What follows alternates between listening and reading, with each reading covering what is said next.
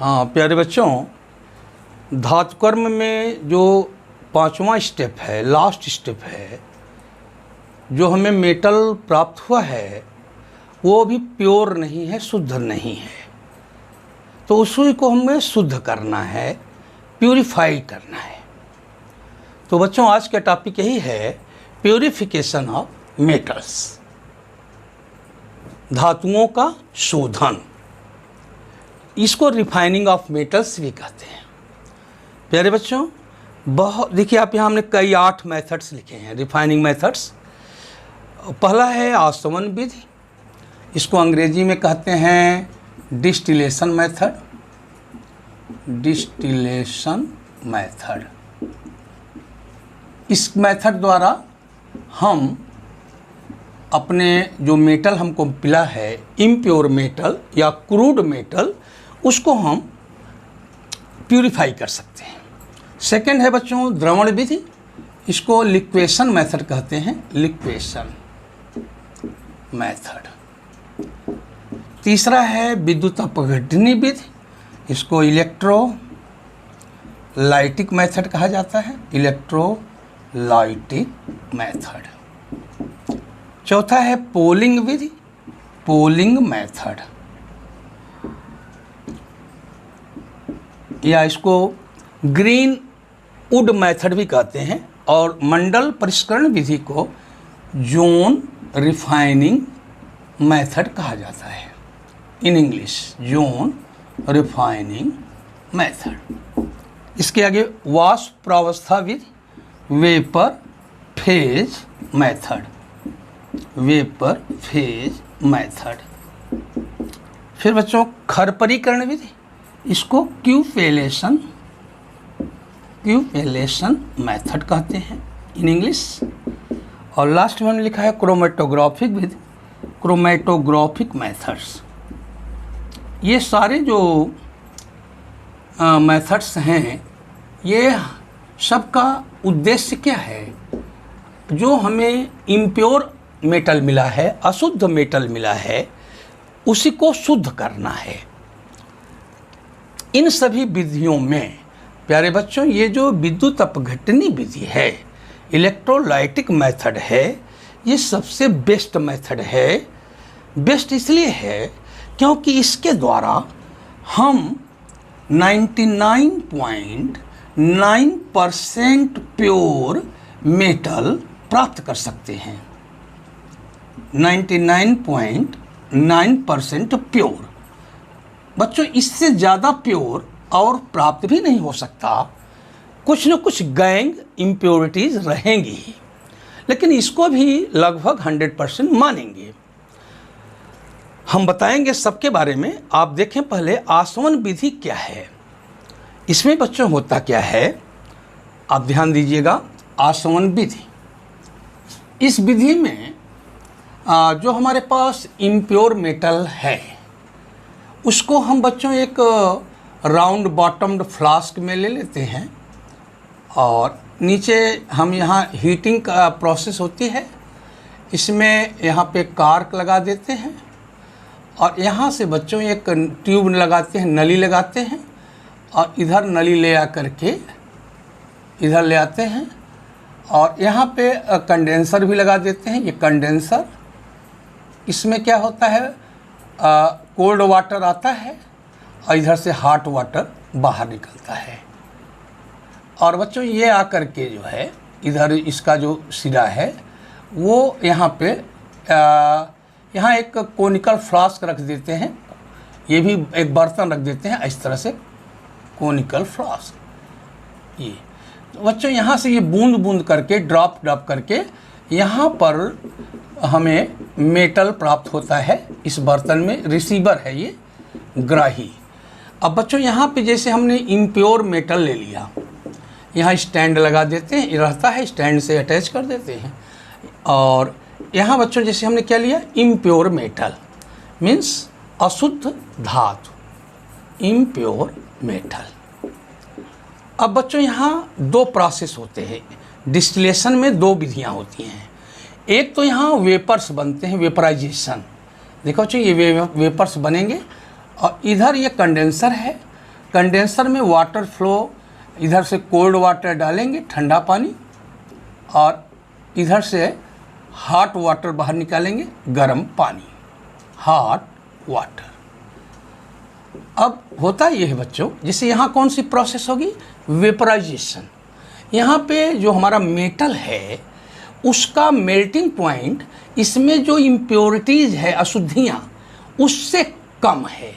तो सबसे पहले वेपर किसके बनेंगे, हमारे मेटल के वेपर्स बनेंगे। ये वेपर्स हैं, ये वेपर्स गैसियस फॉर्म में है, वाष्प, ये गैसियस फॉर्म में।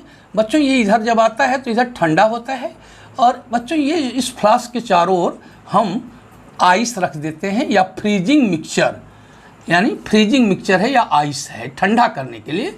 यानी यहाँ पे बच्चों, यहाँ हीटिंग होता है और यहाँ कूलिंग होता है।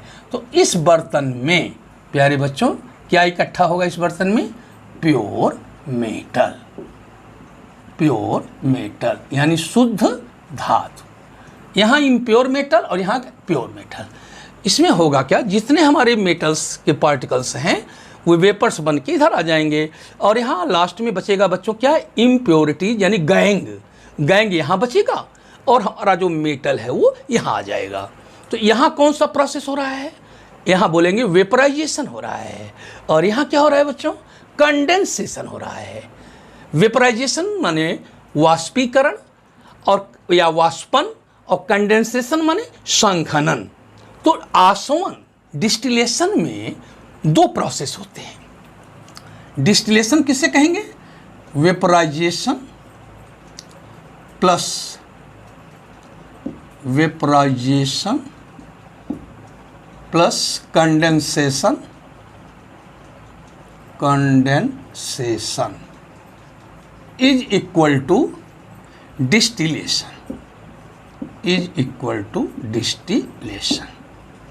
ध्यान दीजिए बच्चों, वेपराइजेशन मीन्स वाष्पन, कंडेंसेशन मीन्स संघनन। ये दोनों अपोजिट क्रियाएं हैं। ये ऑन हीटिंग होता है, ये ऑन कूलिंग होता है। इसी को मिला करके, दोनों को मिला के डिस्टिलेशन कहा जाता है, आसवन कहा जाता है। आप यहाँ देखिए, यहाँ एक बर्नर का मैंने प्रयोग किया है, और यहाँ आवश्यकता अनुसार एस्बेस्टस सीट लगा सकते हैं, या सैंड बाथ, वाटर बाथ यहाँ लगाकर गर्म करते हैं। बच्चों आप समझ गए होंगे, जब यहाँ से हम गर्म करेंगे तो जैसे हमारा मेटल का मान लीजिए बॉइलिंग पॉइंट, जैसे बॉइलिंग पॉइंट है 50 डिग्री सेंटीग्रेड, 50, और इसमें बच्चों जो अशुद्धियाँ हैं, इम्प्योरिटीज़, मान लिया उनका बॉइलिंग पॉइंट है 100 डिग्री सेंटीग्रेड इम्प्योरिटीज़ का।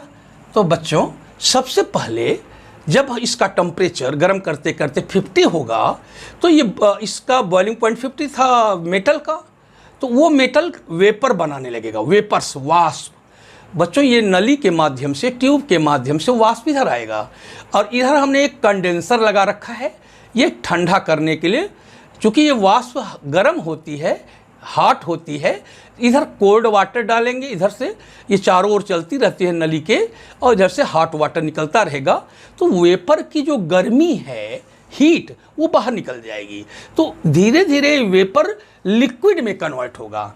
बच्चों ये यहाँ लिक्विफाइड होगा, ये लिक्विड के ड्रॉप्स ऑफ लिक्विड्स यहाँ से नीचे गिरने लगेगा, और धीरे धीरे यहाँ पे काफ़ी ड्रॉप्स, काफ़ी बूंदें लिक्विफाइड स्टेट में, द्रव अवस्था में यहाँ पे हमें प्राप्त होगी। यह हमारा शुद्ध मेटल होगा। और यहाँ पे बचेगा क्या, मेटल तो इसमें से निकल के यहाँ चला आया। यहाँ बच्चों, यहाँ इम्प्योरिटीज़ जो रहेंगी, अशुद्धियाँ, ये यहीं पे बच जाएंगी। तो इस प्रोसेस, पूरे प्रोसेस को क्या कहते हैं, डिस्टिलेशन मेथड। यानी डिस्टिलेशन में दो प्रोसेस आप देख रहे हैं, वेपराइजेशन भी होगा और कंडेंसेशन भी होगा। हीटिंग भी होगी है, कूलिंग भी होगी, गर्म भी करेंगे और ठंडा भी करेंगे। दोनों को मिलाकर वाष्पन प्लस संघनन बराबर आसवन। तो बच्चों ये मैंने आपको बताया किस विधि के बारे में, आसवन विधि के बारे में। अब बच्चों जैसे द्रवण विधि की बात करें, लिक्वेशन मेथड में क्या होता है, एक हम फर्नेस लेते हैं, भट्ठी, और भट्ठी के ऊपर हम जो हमारे पास इम्प्योर मेटल है, अशुद्ध धातु, उसको गर्म करते हैं। तो बच्चों यदि हमारे मेटल का बॉइलिंग पॉइंट कम है तो वो क्या होता है, और मेल्टिंग पॉइंट भी कम है, तो वो पिघल करके, मेल्ट करके, पिघल करके नीचे की ओर गिर जाता है, और गैंग कहाँ बच जाता है, ऊपर। देखिए बच्चों, जैसे ये इस टाइप का मान लीजिए फर्नेस है हमारा, ऐसे यहाँ पे हमने क्या रख दिया, इम्प्योर मेटल, और इधर से हमने हीटिंग का काम किया। तो बच्चों यहाँ से क्या नीचे आएगा, क्या आएगा, यहाँ इधर नीचे की ओर आ जाएगा, इधर आ जाएगा प्योर मेटल, शुद्ध धातु। ये नीचे बह करके बच्चों यहाँ आ जाएगा, यहाँ इकट्ठा कर लेंगे, और यहाँ बच्चों क्या बच जाएगा, गैंग बचेगा, केवल लास्ट में गैंग बचेगा। शुरू में यहाँ क्या था, इम्प्योर मेटल। अब इस मेथड का प्रयोग करते कब हैं, यदि हमारे जो मेटल है उसका मेल्टिंग पॉइंट कम है गैंग की तुलना में, कंपेरिजन टू गैंग, तो यहाँ पे गैंग केवल बचेगा और पूरा मेटल यहाँ पे लिक्विड फॉर्म में आ जाएगा। जैसे जिंक होता है बच्चों, जिंक का मेल्टिंग पॉइंट कम होता है, तो जिंक के अंदर, इम्प्योर जिंक के अंदर जो इम्प्योरिटीज होंगी वो यहीं बचेंगी, और जिंक मेटल पिघल करके, मेल्ट करके यहाँ आ जाएगा। इसको क्या कहते हैं बच्चों, लिक्वेशन मेथड। ये दो मेथड आपको समझ में आ गया होगा। आगे के जो मेथड्स हैं इसके बारे में हम आपको अगले वीडियो में बताएंगे। जैसे यहाँ पे है विद्युत अपघटनी विधि, इलेक्ट्रोलाइटिक मेथड, तो इसके बारे में अगले वीडियो में हम आपको बताएंगे। मुझे उम्मीद है कि आपको समझ में आया होगा। बच्चों हम कितना भी कोशिश करें, लेकिन हम 100% शुद्ध प्योर न तो मेटल पा सकते हैं इस संसार में, या कोई भी चीज़ 100% प्योर यदि हम खोजें तो इस पूरे संसार में, इस पूरे वर्ल्ड में, इस पूरे यूनिवर्स में हम प्राप्त नहीं कर सकते हैं।